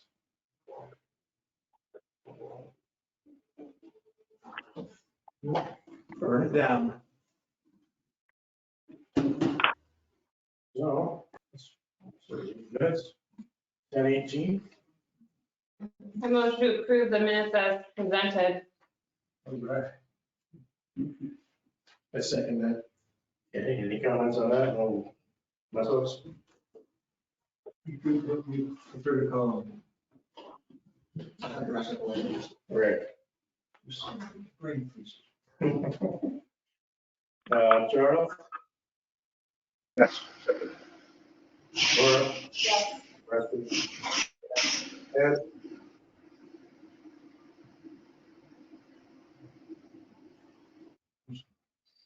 Ed?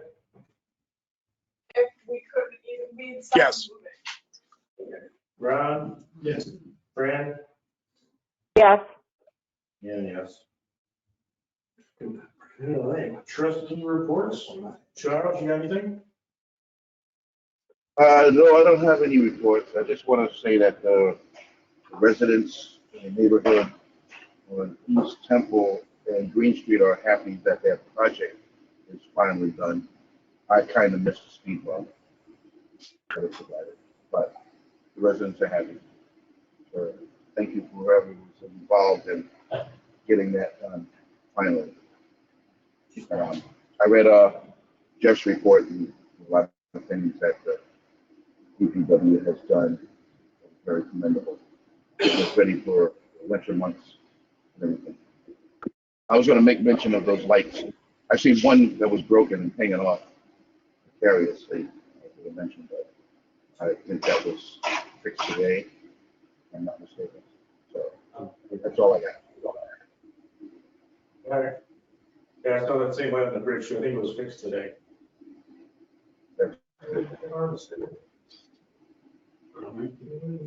I have one question.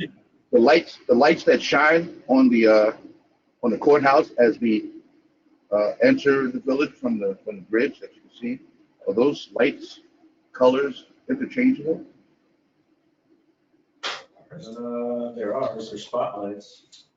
We can buy Because lenses. All right, because I seen the green and it was pretty cool, and it's like change those festively like they do with the Empire State Building.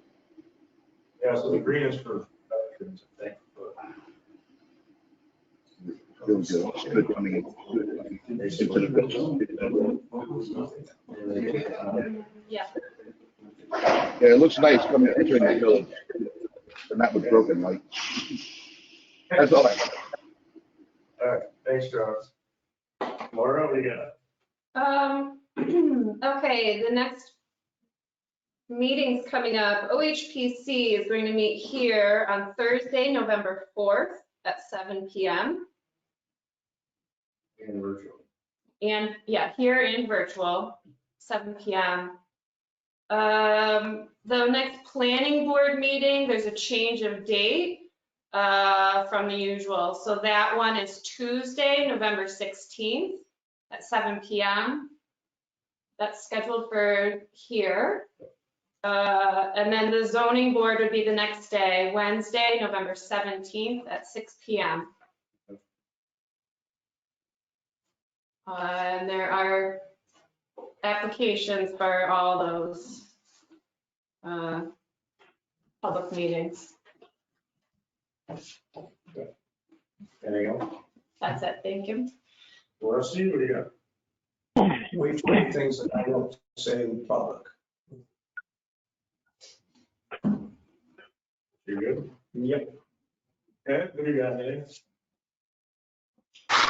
No, nothing from me. All right. Ron? Want to do your college, you know that.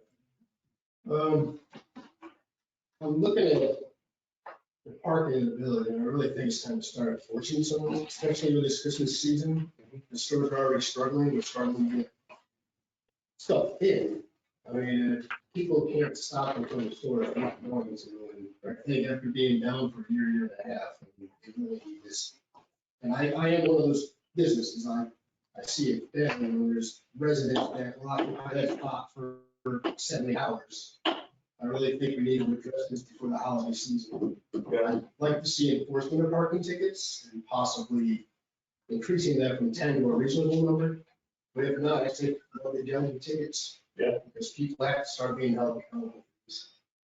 I would agree. I mean, the businesses obviously contact me, so I hear the same thing. So. Well, and under that, business owners should not be parking in front of the store for 8 hours either. I would agree. If you're parking illegally, you're parking illegally. We're not gonna take I mean, I know I go through Front Street 6 in the morning and it's just over. I don't know which, and that's no overnight. No, that we don't have that luxury. It's just from 9 o'clock to 6 o'clock, 3-hour parking, which hasn't been enforced as long as I've owned that business. No. Plus, I'd like to, if possible, get some legitimate striping now, at least until they repave North Ave in 12 years. And you get people a blank canvas and they park wherever they want. 3 spots become 2 spots very quickly. Or now we got to state about that, right? Yeah.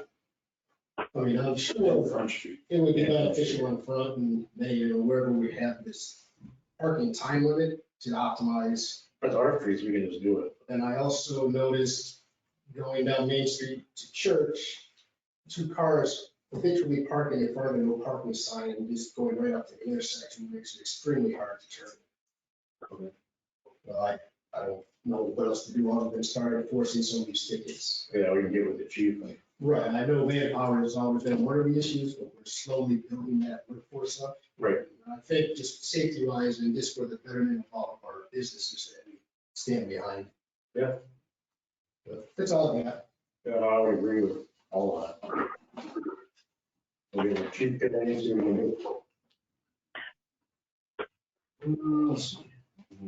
Fran, what do you got? Nothing in particular at the moment, other than a comment. I sent out an email in regard to the bank statements and evergreen funds. And I would like to discuss that at our next meeting, when I'm there in person and we can talk more easily. So other than that, nothing at the moment.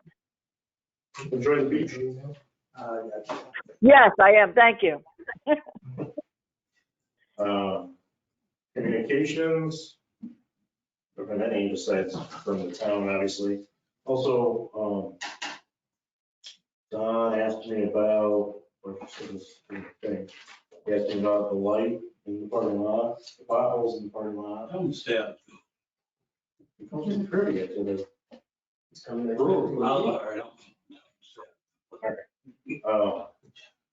Next Monday. And the poles for the banners. Poles for the band. They're veteran banners. We were supposed to get them a list or a map or something. Oh, yeah. So we're trying to work out something with the town like you see in other places, the downtown hero kind of things. So we're down to the point where we need to give them a list of poles that they could possibly go on. So they can try to- Oh, you want? That list of light poles. We technically had some up with veterans on them, and they were located, was it last year or something? Draper Park had some of them. We had them on the bridge, and the service numbers were listed and stuff, and we had that up during, I don't know if it was Veterans Day or Memorial Day, but we've done it, and so if we could find the list of, we had the banners printed and they were put up, so. So our tenant, obviously, with the bring stuff, but our idea tentatively is to put them up for a longer duration outside of the area where we put the normal banners that change. So like down Front Street where the residential area is, down Front Street the other way, past, like around the corner and out into town, kind of Main Street, same thing, the portions of Wheel, we don't put the lights on the river banners on and the flags. Waverly does that for, unfortunately, you're there. Then we can stay on kind of our main streets, maybe up North Ave, past Temple Street North, past the school or something, where we don't put our normal downtown stuff. So the DPW hangs all the banners for us on the poles. Do you know if you have the service numbers banners? Look, I don't ever remember doing. Generic ones, it's a few veterans, just Lockheed, would be. Lockheed's paid for most of the banners that we have. And then the HOM paid for the holiday showcase ones, and that's also a fundraiser where they raise money to have the businesses listed underneath. Right. And then there was somebody who did painted ones. Yeah, the Arts Council did that. It was a children's thing. Those, but yeah, most of the banners are still around. So what organization, some organization's gonna pay for these and they just need the list of the street lights? Yeah, the whole deal is, there's a marketing firm who come in, they've done some other stuff in the village that will try and get sponsors for the banners. So it'd be the veteran with the, this banner sponsored by Susquehanna Printers or something like that. And then we would put them up wherever we could deem, hopefully for longer than a month or a week. Okay. So they just want a list of how many do we have? Do we have spots for 50 of them or 500? Oh, yeah, there's a lot of them, and I did an inventory. There's like 640 streetlights. Yeah. But it's just down in the downtown proper area. Oh, I don't know. I did a count of the street trees one time.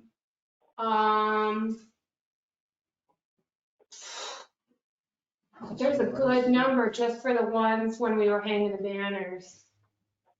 There's at least 80 right down there. in the business district, not really the bridge ones.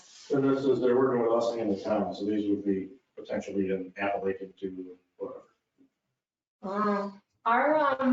Our poles are not standard size for the banners, and they should maybe remember that when they order them, that if they order them too long, they just don't fit and you can't read them. And then we use like zip ties to keep them on, and that's not cool. So they should just order them to regular, the size.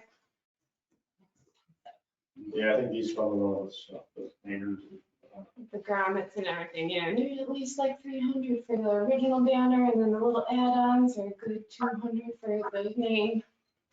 Once we get it figured out, we'll come together. But this step now is to figure out how many poles you have, to figure out the size of the project. Might also give us another vandalism potential. Just wondering if our police force, obviously, you should notice somebody hanging off of a pole, kind of a rip up banner. Well, yeah, we're gonna be up behind them. Let's put in more cameras. Cameras are cheap, let's go. Yeah, right. Cameras. That's all I got communications wise. Mayor's report, and do a report. I don't really have much. I went to the planning board meeting and the zoning, well, planning board meeting, there was no zoning board meeting. Took their minutes, hopefully it was satisfactory. I think we're the secretary, so I don't know. I didn't hear you complain about it, so. I was supposed to do Considering a the first time we got minutes. 10 minutes are better than no. I was supposed to do a bad job, so I have to keep doing it.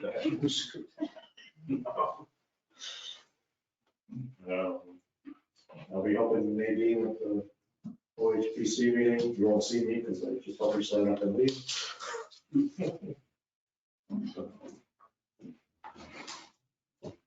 That's about it. So reminder, there is voting tomorrow. Oh, yeah. Everybody's planning on going. Election day tomorrow. Oh, it's kind of sliding over the radar. Where is it? I go to the Methodist church. I don't know. Yeah, there's a website, you can look it up. Most of the villages in there. I don't know how else to say.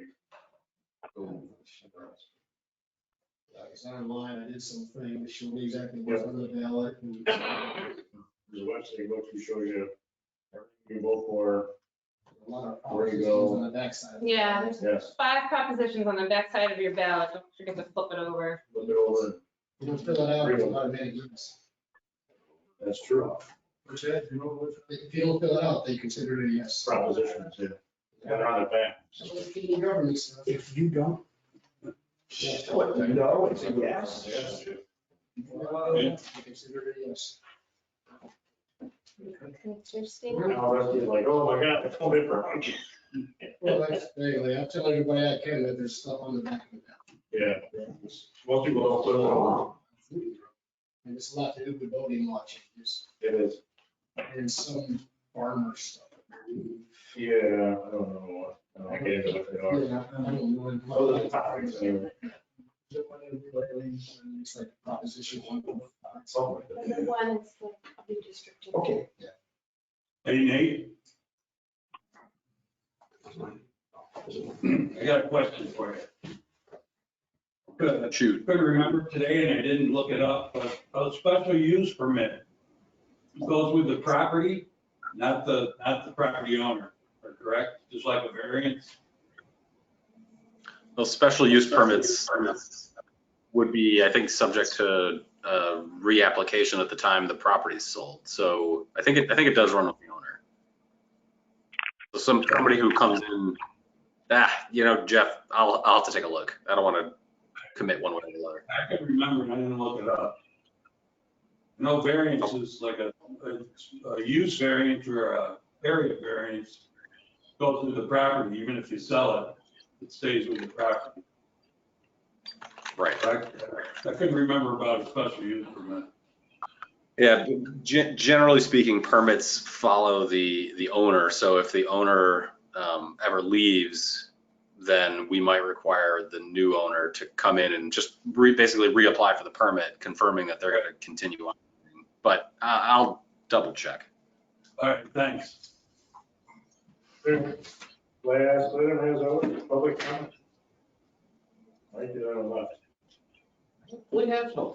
You know, like, it's- No, I just want to say, it looks like the Halloween thing they did downtown. Oh, yeah. That's what, like, it turned out great. I was pretending to bowl that night, so. Yeah, me too. Same thing with the Voicemail? bonfire Yeah. thing over there. We got great reviews about the bonfire and all the Halloween stuff, the downtown, Boys Club. And I was pretending to bowl that night. I was supposed to, but I went to the bonfire. Yeah, I see you skipped that. You took a bonfire. I did, yeah. It was probably better than I would have bowled, you know. It's an election year, Mike. Huh? It's an election year, you gotta be on the call. That's right. It's gotta be out shaking babies, kissing hands. Yeah. That's all I had about that. All right, well, good, sir. All right, sounds good. Talk to you guys later. Thanks for joining.